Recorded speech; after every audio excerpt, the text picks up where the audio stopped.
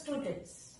Today we are going to take one of the important topic from the writing skills section, that is information transfer.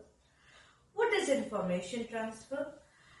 Where the information is given to you and you have to transfer it in the other format. Other format, the information can be given in verbal. You have to transfer it to non-verbal. You have to change it to non-verbal. Now what is verbal? Where you use words. What is verbal? Where you use words. And what is non-verbal? Where words are not used. So if words are not used, what is used there? Diagrams, graph, pie chart, all these things are used. So there are two questions which are usually related with information transfer. How this question is asked? The information is either given in the form of pictures, you have to write the paragraph, or it is given in the form of paragraph and you have to draw the relevant picture. Okay, picture means a graph, a diagram, which is suitable to the information given in the passage.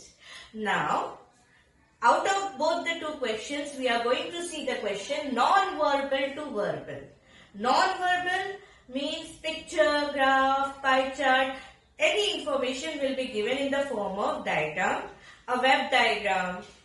And what you have to do, you have a tree diagram, web diagram, and you have to write paragraphs. You have to convert the information, you have to transfer the information, transform the information from diagram to paragraph, from diagram to paragraph. Now, how to solve this question so that you can score maximum marks in this question? First of all, how you should start? You should start with a title. Give a suitable title. Give a suitable title.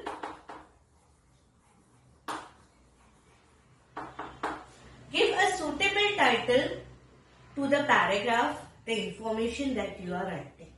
Now always remember, whatever diagram, web diagram, tree diagram, pie chart, graph, whatever it is given, what it will do, it will present information on certain topic. Now, when you want to decide the title for that, how you are going to? Usually for when the information is given in tabular form, in what is it, tree diagram and all, pie chart, it is written up. Or it might be in the question, what it is about, what the diagram is about, and what it represents. So from there itself you can get the title. It's not very difficult to decide the title of this question. You can easily spot it. If it is a web diagram, it might be in the center of the web diagram. Understood? Now, first you have to give a suitable title. Now, the remaining aspects, you have to divide it into 3 paragraphs. You have to divide it into 3 paragraphs. First paragraph will be your introduction. First paragraph will be your introduction. Second will consist of the main body or main paragraphs. And the third will be the concluding paragraph. Third will be the concluding paragraph. Now, we will see how to write all these aspects from the diagram given. Now, I told you there are different types of diagram which can be given in this question. Non-verbal, where words are not used. Actually, diagram will be given with some words and phrases related to the diagram. You can use that information when you are converting the information into paragraph. So I told you how to decide the title. If the diagram means, it depends. If it is a tree diagram like this, the information will be given here. What is the diagram about? Yes. If it is a pie chart, again they will explain if the information is given in percentage form and all. Here again they will explain the title to you. If it is table, again you will get the information what the table is about. Okay. So it depends what they have given. If it is a web diagram like this, web diagram can be any, the information in the web diagram can be given anyhow like this. Okay, so information will be the main topic title you can spot in the center. So understood how to decide upon the title? It is given in the question itself when they explain what the diagram, what the picture or what the image is about. Now the first part of your question is introduction. Always remember that introduction should be, the beginning and ending should be very impressive, even the main body. But still, how you are going to write the introduction? Now, the points given, you don't have to include it in the introduction. Introduction, you have to write a general introduction in about 2 to 3 sentences. Introduction should be in about 2 to 3 sentences about the topic, but you should come to the main aspect in your third or fourth sentence. Okay, for example, if I give you a tree, if you have a tree diagram, okay, and it is about different types of dwellings, different types of dwellings or houses, okay. Now, dwelling places where people live. So this will be my title. Now if here they have given information like tent house, then they have given tents, then they have given boats. If they have given means skyscrapers. So this I am explaining how you can write. Okay. Now if they have even mentioned. Now whenever you are writing this information, how you are going to write? Now I understood that the diagram, tree diagram given is about different types of houses people live in. Tree tops, then tents, then boats, okay, then skyscrapers. Now I understood what the topic of given diagram image is, what information is.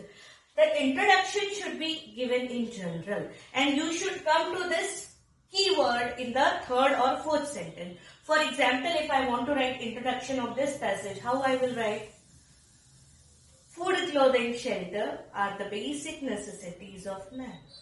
All depend on the geographical conditions that he lives in.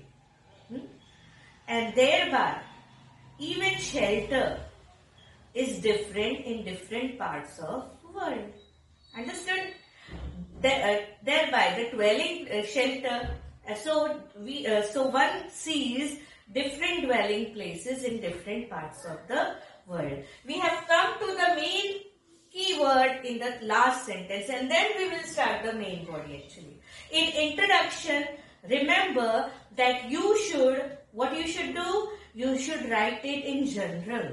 You should write it in general. Okay. Now, if there is a web diagram given about uses of mobile, what will be the first paragraph?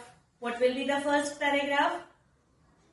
Science and technology. With development in science and technology, life of human beings have changed.